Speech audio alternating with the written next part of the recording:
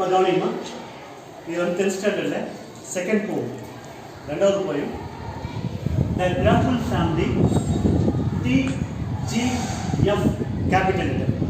த கிராஃபுல் family அப்படின்னா குறை கூறு குடும்பம். எதுக்கு எடுத்தாலும் குறை சொல்லுவாங்க. ஓகேங்களா?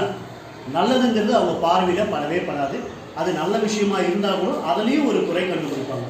இதை யார் எழுதுனா லூசி மான்ட்கோமரி. லூசி மான்ட்கோமரி அவங்க அந்த த கிராஃபுல் ஃபேமிலி அப்படிங்கிற போயம் நமக்கு கொடுத்துருக்காங்க. இந்த பேராகிராஃப் பார்ப்போம். The family lives on the complaining street. The family lives on the complaining street. ஓகேங்களா? இந்த குடும்பம் வந்து லீவ்ஸ்னா வசிக்கிறது. ஃபேமிலிங்கிறது நவுன். இட்டு குறிக்கும். ஈயா ஷீயா இட்டனா இட்டு. சிம்பிள் ப்ரெசன்ட் டென்ஸ் சொல்லி கொடுத்துருக்கேன். ஓகேங்களா?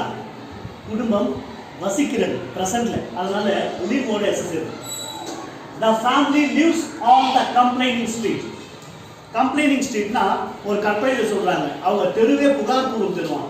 அந்த தெருவில் யார் வீட்டுக்கு போனாலும் அடுத்தவங்க மேலே குறை சொல்லிக்கிட்டே இருப்பாங்க. புரியுதுங்களா? அந்த தெருவில் ஒரு இந்த பக்கம் ஒரு 20 வீடு, அந்த பக்கம் 20 வீடு இருக்குன்னா அந்த தெருவுக்கு பேரே கம்ப்ளைனிங் ஸ்ட்ரீட். எப்போ பார்த்தாலும் குறை சொல்லுவாங்க. புரியுதா? The family lives on the complaining street.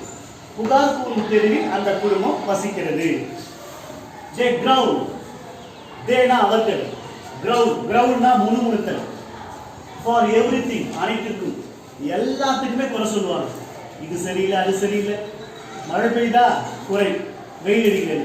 வெயில் அடிக்குதா மழை பெய்யுது குறை. புரியுதா? ஒருத்தனை நிறத்தால குறை கண்டுபிடிப்பாங்க, உருவத்தால குறை கண்டுபிடிப்பாங்க.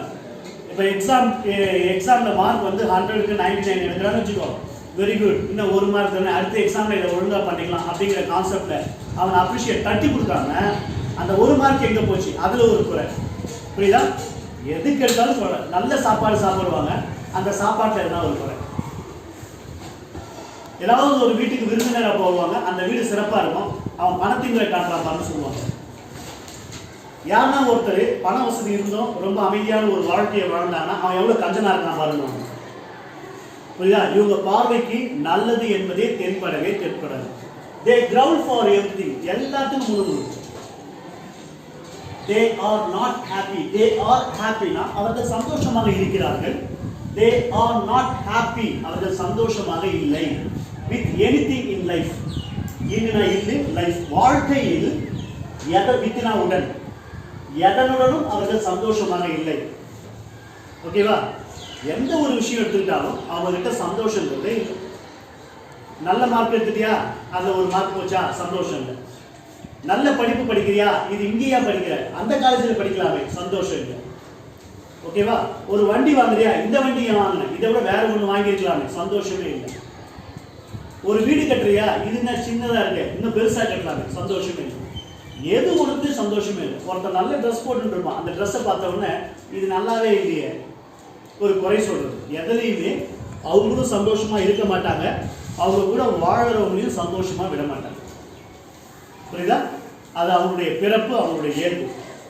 They are not happy with anything in life. வாழ்க்கையில எதனுடனும் எவருடனும் அவங்க சந்தோஷமா இருக்க மாட்டாங்க, அவங்களும் சந்தோஷமா இருக்க மாட்டாங்க.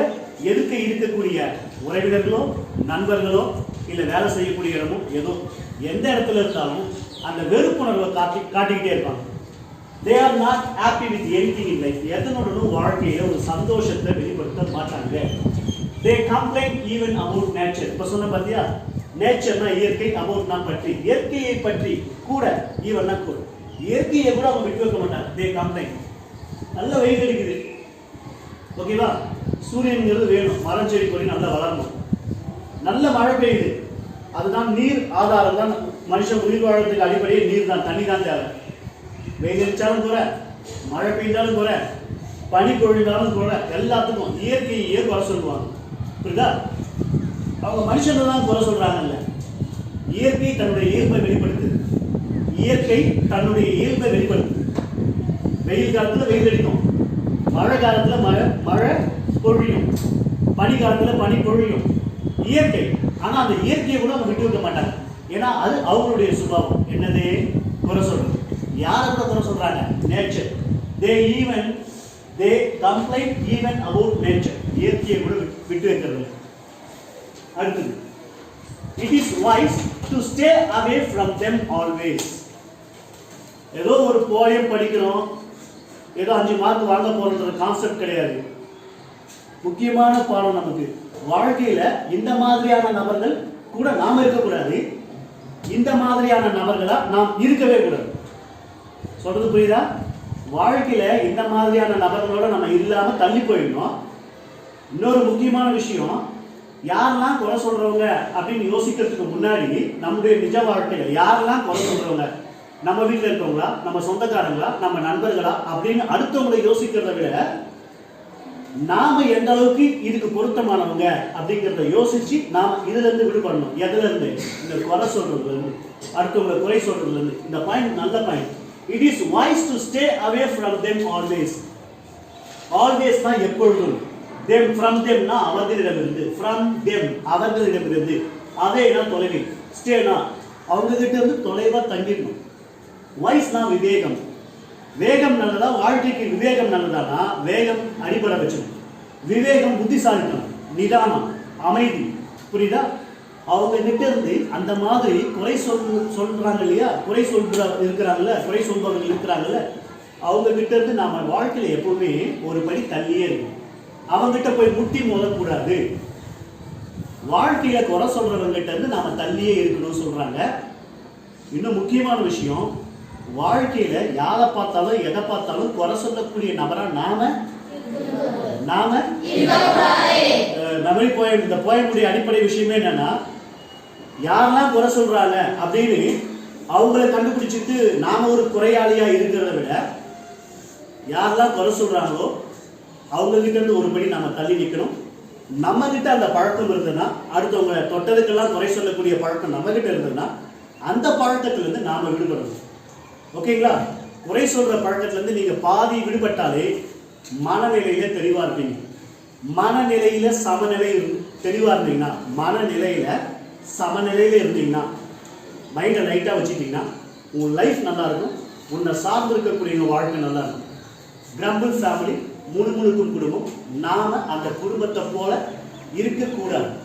அந்த குடும்பத்தை மாதிரி யார் யாரெல்லாம் இருக்கிறாங்கன்னு விரல் விட்டு பார்க்கறத விட, முதல்ல நாம அப்படி இருக்கிறோமான்றத முதல்ல நம்ம சுய பரிசோதனை செஞ்சுக்கணும். முதல்ல நம்ம செக் பண்ணிக்கணும். The Grumble family paradox. Is there any doubt in this? ஏதாவது டவுட் இருக்குங்களா? கிளியரா? அதனுடைய அர்த்தம் புரிஞ்சுச்சா? தெளிவா இருக்கா? தேங்க்யூ.